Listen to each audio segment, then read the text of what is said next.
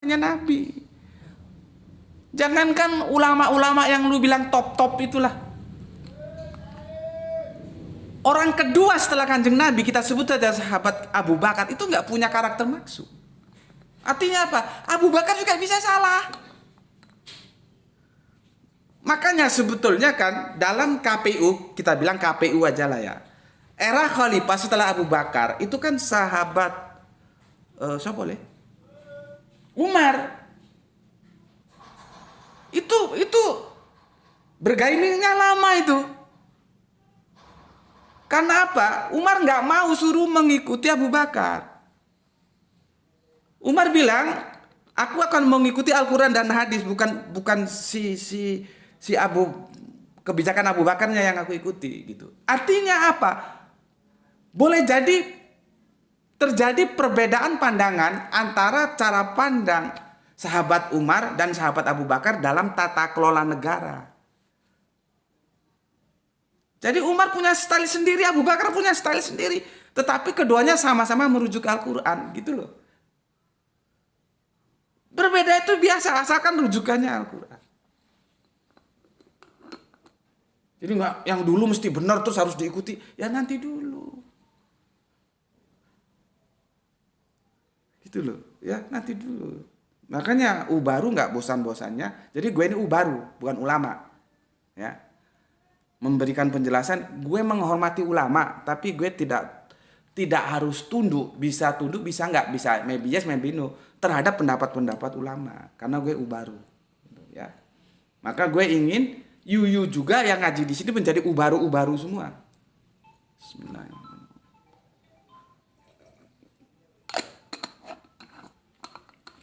Oke ya. Kita baca kitab Kejadiannya ya supaya holistik, nggak apa-apa lah gue baca semua ya, nggak terlalu banyak kok ya. Manusia di Taman Eden. Selanjutnya Tuhan Allah, ya karena gue edisi Alkitab maka gue bilang Allah gitu ya. Nanti kalau edisi Al-Quran ya Allah, itu sebenarnya dialek aja sih ya. Kalau mereka Shalom kita salam, mereka apa lagi Yerusalem kita Darussalam gitu lah ya. Mereka apa ya? Apalagi Ehad kita Ahad gitu. Jadi memang mirip-mirip karena satu rumpun semitik gitu loh ya. Jadi kalau dia ada yang menyebut Allah, kemudian dia juga Allah, lo bisa tahu lah. Oh kenapa dia Allah, kenapa dia Allah gitu lah kira-kira. Masa hal gitu harus gue jelasin ya. Ini ya. Oke. Selanjutnya Tuhan Allah, dan kalau ada Tuhan yang hurufnya besar semua, Tuhan gini ya. Gue tanya sama lu, kalau nggak percaya tanya sama LAI. Ini LAI produk Salemba ini. Ya. Lembaga Alkitab Jalan Salemba Raya. Ini Alkitab aku dikasih tahun 85 ini, dikasih oleh seorang mu'alaf, Randy Tanjaya. Ini masih ada foto dia. Nampak tuh. Ini fotonya yang hadiahin gue Bibel. Randy Tanjaya yang pada waktu itu gue nggak sengaja, begitu gue bertamu ke rumahnya, di depan itu ada amplop itu surat, baru dapat surat ya. Dia akan disekolahkan ke Filipina saat itu. Yang lembaga dia yang lama nggak tahu kalau si Randy Tanjaya ini sudah bersahadat, subhanallah ya, dan dia memang bisa dikatakan fighter banget lah ya. Kemudian dia tetap dalam keislamannya sampai sekarang ya. Dan kemarin baru ikut aku dalam acara kita meresmikan pendirian masjid yang diundang oleh Ayah Sophia, oleh Kang Mas Ipung ya, Ustadz Ipung bosnya Ayah Sophia gitu ya. Jadi lu boleh tanya, kalau ada Tuhan besar semua ini, yang ada di otaknya orang-orang Salemba Raya itu apakah kepada YHWH, Yod Het HV, atau kepada Yesus? Ya, ini trigger aja loh ya. Untuk menyambung nanti belum selesai kita bahas Yesus itu pencipta atau dia diciptakan. Itu kan belum selesai. Coba kalau ada kata Tuhan hurufnya besar semua, maka otak kita itu digiring oleh tim penerjemah Salemba. Kalau nggak bisa lu tanya sana, lu yang ada tinggal Jakarta nih, coba lu main ke Salemba. Nggak apa-apa, lu main baik-baik, minta izin baik-baik, tanya baik. Insya Allah mereka baik-baik kok. Mesti lu. Tapi kalau lu biang kerok ya, dimanapun yang namanya biang kerok ya, siapa mau dekat biang kerok? Lu tanya baik-baik, dengan santun, dengan hormat. Saya mau tanya Pak, di terjemahan Salemba itu kalau ada kata Tuhan khususnya di perjanjian lama, itu merujuk kepada YHWH. Kalau Yahudinya itu bahasanya Yohet Have, atau kepada Yesus Pak. Maka kamu akan menjawab, kamu akan mendapatkan jawaban ini, bukan ini. Karena ada variasi, ada Tuhan begini nanti, ada. Nanti ada lagi Tuhan. Yang ribetnya kamu nggak tahu Tuhan dan Tuhan. Makanya di Yohanes 13:13, engkau menyebut aku guru dan Tuhan. Itu benar. Memang akulah guru dan Tuhan. Bagi gue kagak masalah. Karena gue tahu sejarah Tuhan dan Tuhan. Dan gue sudah bikin video kajiannya, VK-nya sudah gue bikin. VK-nya ya, Yesus Tuhan tapi bukan Allah. Nah, ribet lagi kalau lu otaknya setengah tiang terus ngikuti kajian gue, bisa remek lu di jalan. Maka kalau ngikuti kajian gue yang serius, nggak usah rewel seperti pitik anyaran gitu ya.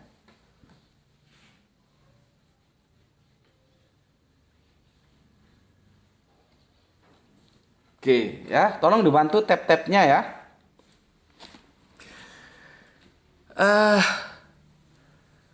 Selanjutnya Tuhan Allah membuat taman di Eden ya. Maka ada film kan Return to Eden tuh tahun berapa ya? Tahun 80-an atau 90-an ya. Di sebelah timur disitulah ditempatkannya manusia yang dibentuknya itu. Lalu Tuhan Allah menumbuhkan berbagai-bagai pohon dari bumi yang menarik dan yang baik untuk dimakan buahnya. Dan pohon kehidupan di tengah taman itu serta pohon pengetahuan tentang yang baik dan yang jahat. Hati-hati. Bahasa sastra mulai bermain, pohon kehidupan. Lu cari sampai mampus pohon kehidupan tuh kagak ada. Maka buah kehidupan juga kagak ada. Kalau lu pahami secara harafiah, kalau pohon duren banyak. Ya, ini kan perdebatan lama gue dengan bapak-bapak pendeta ya. Ada nggak? Nanti kan kita bisa lihat yang didekati itu oleh Adam dan Hawa pohon apa? Apakah pohon itu faktual? Karena kalau konsekuensinya pohon itu nggak faktual, maka dosa juga tidak faktual. Artinya itu dalam perumpamaan. Dan itu memang menjadi risiko berat dalam kekristenan, berarti dosa waris itu nggak ada gitu loh. Padahal konsep dosa waris dalam teologi Kristen itu menjadi fundamental yang itu digagas oleh Paulus. Ya, oke. Itu nanti kita bahas di Vika berikutnya ya. Oke. Ada suatu sungai mengalir dari Eden untuk membasahi taman itu dan dari situ sungai itu terbagi menjadi 4 cabang. Ya. 4 cabang. Yang pertama namanya Pison, yakni mengalir mengelilingi seluruh tanah Hawilah. Tempat emas ada dan emas dari negeri itu baik. Di sana ada damar, bedola dan batu krispora. Nama sungai yang kedua ialah Gihon, yakni yang mengalir ya. Gue nggak bisa lihat ini, tolong bantu tuh ya. Takutnya rungkat nanti. Ya. Yang mengalir ya, mengelilingi seluruh tanah Kusi 4. Nama sungai yang ketiga ialah Tigris. Tigris ini di Irak ya. Tempatnya belajar berenangnya Saddam Hussein, semoga Allah merahmati tidur panjangnya. Yang mengalir dari sebelah timur Asur, dan sungai yang keempat adalah Efrat. Jadi Efrat dan Tigris ya. Itu ada Gibon, ada Pison ya. Oke. Tuhan Allah mengambil manusia itu dan menempatkannya dalam Taman Eden untuk mengusahakan dan memelihara taman itu. Lalu Tuhan Allah memberi perintah ini kepada manusia. Ya, semua pohon dalam taman ini boleh kamu makan buahnya dengan bebas, tetapi pohon pengetahuan, lihat, Ini perdebatan gue lama dengan para pendeta. Pohon pengetahuan tentang yang baik dan yang jahat, itu janganlah kamu makan buahnya. Sebab pada hari engkau memakannya, pastilah engkau mati. Sekarang cari pohon pengetahuan di mana?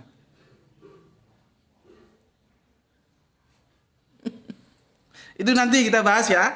Nanti kalau kita bahas itu jadi nggak fokus nanti ya. Intinya kita harus pandai memahami sebuah teks itu harafiah atau metafora.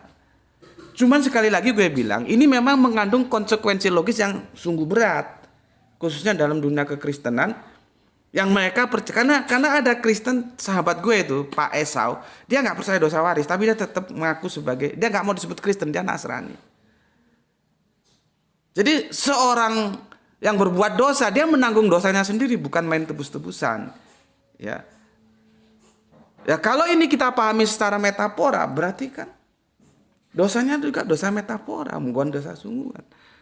Karena pohon pengetahuan itu bisa nggak dipahami secara harafiah? Silakan cari di mana ada pohon pengetahuan.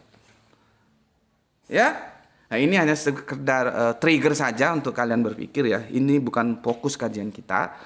Nanti ada lagi tuh Vika-nya ada tersendiri ya. Kita buat Vika video kajiannya. Oke, Tuhan Allah berfirman, tidak baik kalau manusia itu seorang diri saja. Aku akan menjadikan penolong baginya yang sepadan dengan dia. Lalu Tuhan Allah membentuk dari tanah segala binatang hutan dan segala burung di udara. Dibawanya lah semuanya kepada manusia itu untuk melihat bagaimana ia menamainya. Jadi memperkenalkan nama-namanya. Makanya kan gue juga nggak setuju terjemahan di surat Al-Baqarah ayat yang 30 sekian itu ya. Allah mengajarkan nama-nama. Karena juga itu sudah terpengaruh ini. Isme itu benar sih, asma itu bisa nama, tapi dalam konteks itu bukan nama, itu ilmu. Jadi Allah mengilmukan, mengajarkan ajaran atau mengajarkan pengetahuan atau mengajarkan ilmu kepada Adam sehingga dia nanti bisa menjalankan perintah yang diberikan kepada dia sebagai khalifah di bumi. Karena nggak bisa mengelola bumi tanpa ilmu itu nggak bisa. Itu sudah diajarkan Al-Quran sejak dahulu kala. Cuman kan terjemahannya kan Allah mengejarkan nama-nama. Nah terus kalau sudah tahu ini pisang goreng, ini jemblem, ini weci, terus bisa ngelola alam. Tapi itu nantilah ya, nanti. Ya. Lalu Tuhan Allah membentuk dari tanah segala binatang hutan, segala burung di udara, di bawahnya lah semuanya kepada manusia itu untuk melihat bagaimana ia menamainya. Dan seperti nama yang diberikan manusia itu kepada tiap-tiap makhluk yang hidup, demikianlah nanti nama makhluk itu. Ya. Manusia itu memberi nama kepada segala ternak, kepada burung-burung di udara, kepada segala binatang hutan. Tetapi baginya sendiri ia tidak menjumpai penolong yang sepadan dengan dia. Ya. Jadi kita mulai ya. Yang ke-20 stressing point-nya ya. Di sini stretching point-nya dimulai ayat yang ke-20 ya. Manusia itu memberi nama-nama kepada segala ternak, kepada burung-burung di udara dan kepada segala binatang hutan, tetapi baginya sendiri ia tidak menjumpai penolong yang sepadan dengan dia. Lalu Tuhan Allah ya. Bukan Tuhan Yesus loh ya. Kecuali lalu Tuhan Yesus, berarti Yesus mencipta. Sebetulnya gampang kok kalau kita tunduk terhadap Alkitab.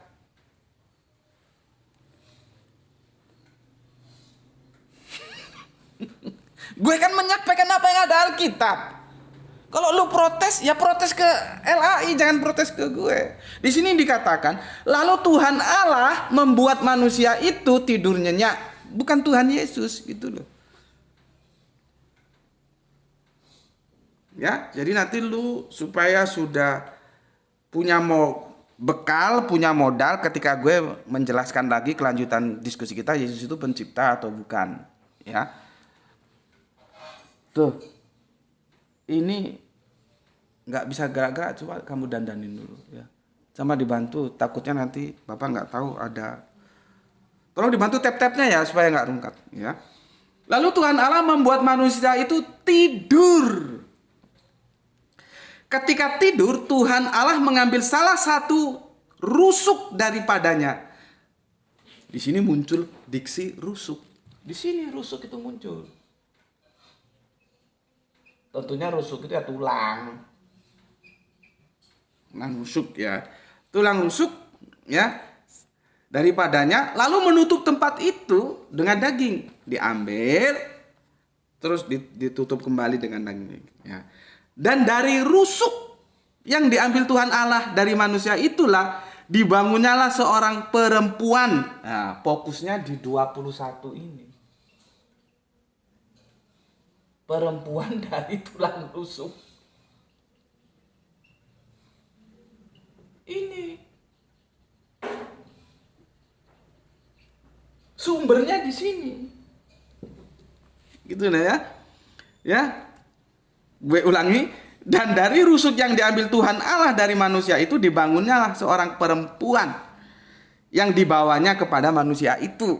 Kita paham tentunya yang disebut manusia itu Adam dan perempuan itu Hawa. Tolong teman-teman dibantu tap-tapnya ya. Gue nggak bisa baca komen dulu, mohon dimaklumi ya, karena gue fokus pada materinya ya.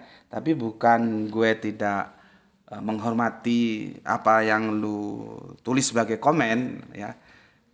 Tolong nanti kalau mau komen silakan ke YouTube aja ya, karena di sana kan terdokumentasi sehingga gue bisa mengapresiasi. Kalau gini nggak bisa baca gue ya, gue fokus ke sininya. Tapi tetap aja komen, nggak ada masalah ya. Mau yang setuju nggak setuju komen, nggak ada apa-apa. Ya, gratis semua. Oke, tolong dibantu tap-tapnya ya. Tolong dibantu tap-tapnya. Oke, sekarang yang 23. Lalu berkatalah manusia itu, inilah dia tulang dari tulangku. Nah ini tulang dari tulangku. Ya. Dan daging dari dagingku. Ia akan dinamai perempuan sebab dia diambil dari laki-laki. Makanya gue jelaskan. Dari mana sebetulnya inspirasi dari Ismail Marzuki mengubah lagu yang dikasih tajuk Sabda Alam. Gue sudah jelaskan di seri awal dulu. Ya. Bukan sabda alamnya Krisye loh ya. Sabda alamnya Ismail Marzuki. Itu biblical banget. Ya. Sebab itu seorang laki-laki akan meninggalkan ayahnya dan ibunya dan bersatu dengan istrinya sehingga keduanya menjadi satu daging. Mereka keduanya telanjang, manusia dan istrinya itu, tetapi mereka tidak rasa malu. Kenapa malu? Yang di dalam nggak ada siapa-siapa kok. Cuman berdua kan ya nggak malu. Kalau dipahami telanjang secara harafiah. Ini juga nanti akan kita gunakan diskusi kita ketika kita mengkaji teks-teks Quran tentang Adam dan Hawa, dan itu sudah ada di video kajian gue. Di Vika gue sudah ada itu ya, Vika. Video kajian gue, Vika. Itu sudah ada.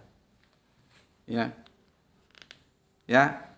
Kan sama aja. Lu sebagai suami, terus dia sebagai istri di dalam kamar yang nggak dilihat siapa-siapa. Lu mau telanjang kayak mau apa, kan nggak ada malu. Sama seperti ini dikatakan ya. Mereka keduanya telanjang, manusia dan istrinya itu, tetapi mereka tidak merasa malu. Ya berarti pemahamannya memang di situ belum ada siapa-siapa. Jadi mereka nggak, kalau pemahamannya harafiah. Tetapi apakah itu harafiah atau metafora? Ya itu silakan lihat di episode Adam yang sudah siap. Video kajiannya sudah kita bahas beberapa, ada setahun atau 2 tahun yang lalu gitu ya. Oke. Aku sudah bacakan surat Kejadian yang kedua 8 dari 25. Jadi gue berbasic apa yang disampaikan kitab suci, bukan asal ngomong aja ya. Intinya itu dimulai dari ayat yang ke-20 dan inti patinya ada di 21. Perempuan dari tulang rusuk.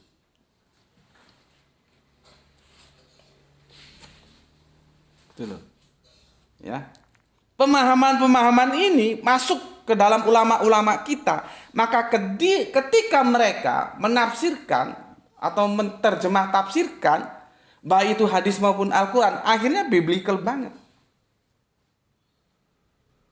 Jadi mereka tidak tunduk terhadap Al-Quran, tapi mereka menundukkan Al-Quran berdasarkan dongeng yang sudah mereka terima. Ini yang mau gue lawan. Lu terserah mau ada satu barisan dengan gue supaya umat tercerdaskan, atau berbeda dengan gue, nggak ada masalah. Lu mau melawan gue juga nggak ada masalah. Mau satu barisan dengan gue juga nggak ada masalah. Ini perjuangan gue. Nanti ketika gue mati, gue sudah bertanggungjawabkan. Ya Allah, Gusti Allah Agung, hamba telah sampaikan. Ya, jadi gue bebas.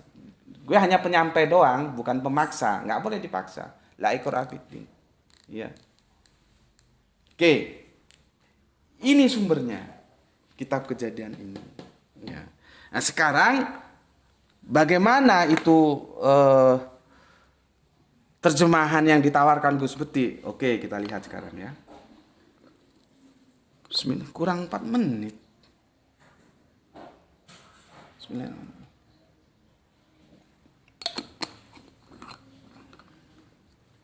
Tuh, tolong kontrol tuh ya, dari situ tuh ya. Ya. Oke.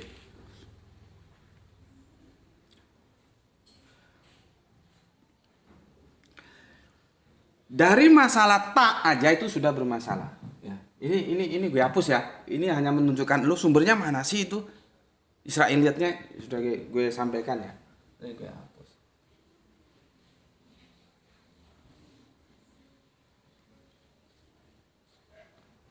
Meskipun tidak selalu, gue udah didiskusikan. Tidak selalu, tapi biasanya tak marbuto itu selalu menuju kepada perempuan.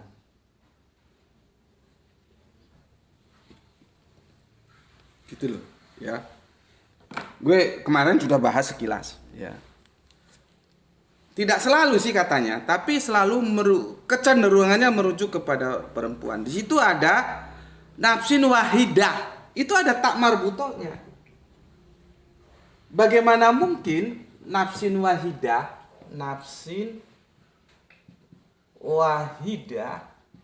itu ditujukan kepada Adam. Yang ini laki-laki.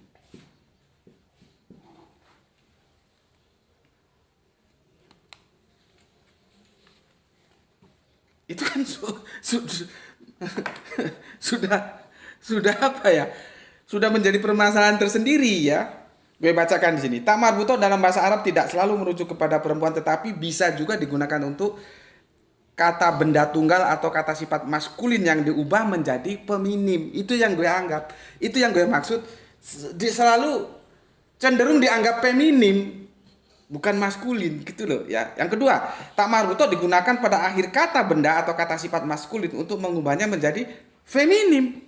Lu mau ubah Adam menjadi feminim, lu geblek apa? Ya.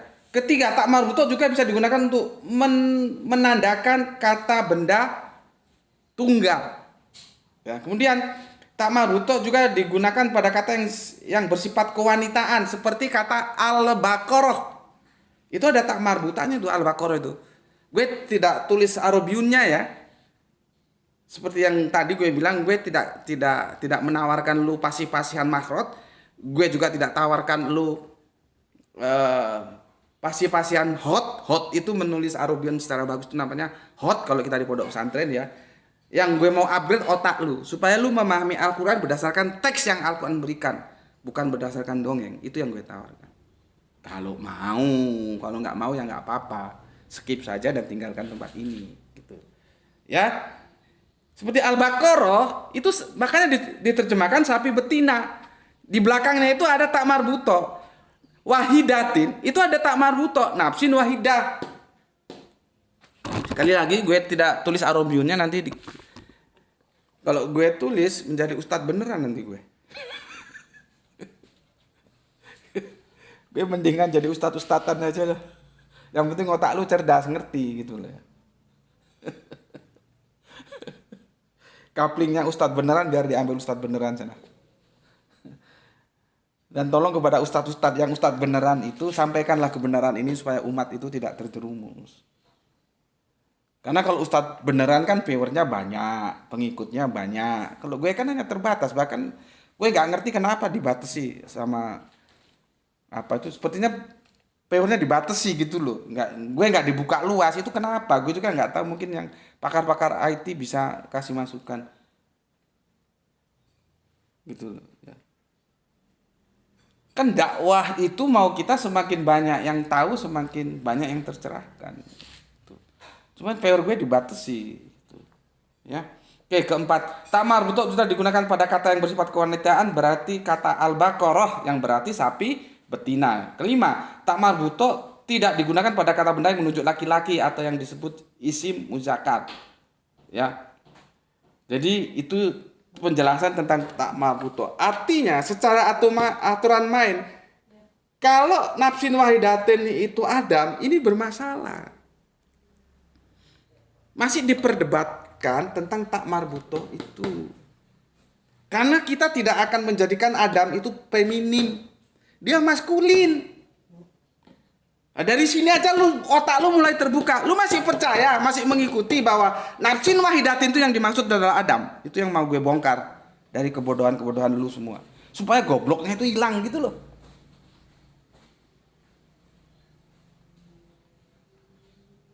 Ya. Ngerti nggak? Kalau mau cari yang pandai-pandai, cakep-cakepan nulis Arab, bagus-bagusan ngomong Arab, jangan di sini, cari tempat lain. Jangan di sini. Di sini nggak begitu jualannya. Jualannya adalah bagaimana otak lu itu memahami Al-Quran seperti yang Al-Quran sampaikan. Bukan memahami Al-Quran lu tundukkan agar sesuai dengan dongeng yang kamu terima.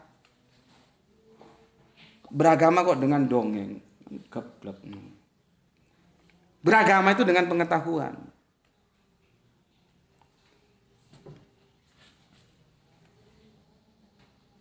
Mistar disebut mistarotun. Itu salah satu contohnya. Tapi kan nggak bisa dikatakan mistar itu perempuan. Ya aturan main bahasa Arabionnya seperti itu, gitu. Ya. Jadi yang perlu gue sampaikan dalam pendekatan ini disebut apa ya? Sorob nahu, bukan nahu sorob, gue nggak setuju. Ya, sorob dulu baru nahu. Sorob nahu, ya. Di ta ini aja sudah terganjal dia. Kalau nafsin wahidatin itu Adam. 1 jam udah lewat berapa menit ini? 3 menit. Jadi apa nafsin wahidatin itu? Sepertinya nggak tuntas. Insya Allah kita tuntaskan nanti seri berikutnya ya.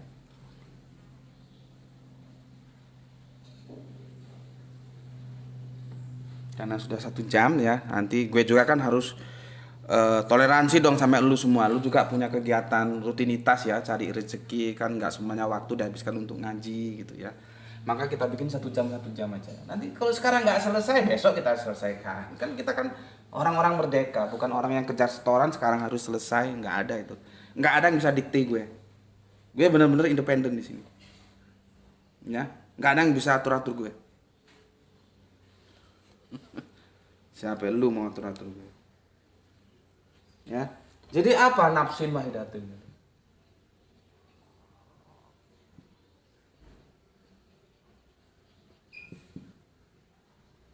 Ini apa? Apa ini nafsin wahidatin? Kalau depak ataupun terjemahan-terjemahan digital ini mengarah kepada Bapak Adam, gue nggak setuju. Gue nggak setuju. Nanti akan kita bahas juga di seri berikutnya. Gusti Allah Agung itu kalau mencipta itu berpasangan. Langsung berpasangan dia. Laki ya pasangannya perempuan, laki dan perempuan langsung dibikin, nggak laki. Kalau kita pahami Bible, laki dulu, Adam dulu, baru nanti Hawa, karena Hawa diambil dari tulang rusuknya tadi yang sudah kita bahas. Al-Quran nggak bilang begitu kok. Ya lu terserah lu mau ikut Al-Quran apa mau ikut Bible, gue nggak paksa-paksa. Karena Al-Quran mengatakan ketika Allah menciptakan itu berpasangan. Jadi begitu Adam diciptakan, begitu juga Hawa diciptakan. Karena itu pasangannya.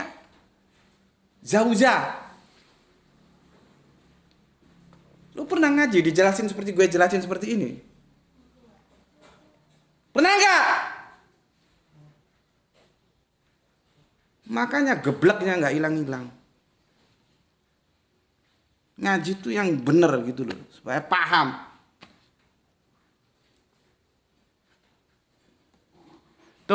Ini kembalikan ke TikToknya. Rungkat nggak? Ya. Pernah? Lu lihat itu ustadz-ustadz, kiai-kiai, ulama-ulama yang top-top itu pernah menjelaskan seperti gue jelaskan. Sekali lagi, gue bukan tidak menghormati, gue hormati. Tapi gue nggak sependapat, gitu ya. Oke. Maka ini kan sekarang zamannya zaman canggih, zaman dimana kecerdasan itu terus berkembang, zaman kekinian. Apalagi dakwah gue itu biasanya lebih banyak cenderung ke anak-anak muda. Kalau yang tua-tua sudahlah, sebentar lagi juga game over. Kalau sudah paham begitu ya sudah, kita kasih hormat aja. Tapi yang muda-muda itu tolong jangan warisi kebodohan-kebodohan itu. Ya. Maka kalau gue pakai bahasa anak muda, bahasa kekinian, nafsin wahidatin itu adalah raw material.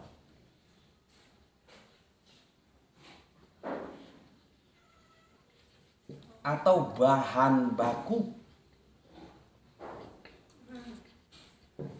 Nih dia. Bukan Adam. Nih. Ya. Jadi kata satu ya, nafsin wahidatin. Satu itu juga, satu di situ tidak menyatakan kuantitatif 1, 2, 3. Ya. Kan itu diciptakan dari yang satu ya.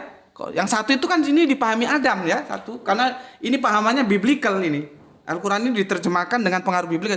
Jadi Adam satu dulu gitu ya. Kalau kita enggak, Al-Quran enggak begitu bilangnya. Berpasangan. Nanti diksi-diksi pasangan nanti aku jelas. Dan juga nanti akan kita berkembang tentang tulang. Ya. Yang penting kalian sabar dulu ngikutinya. Nah, tolong dibantu tab-tabnya ya. Ya. Oke. Satu di situ artinya sama. Bukan kuantitatif. Ini juga perlu kecerdasan membaca kalimat. Aku dan kamu, kita satu negara.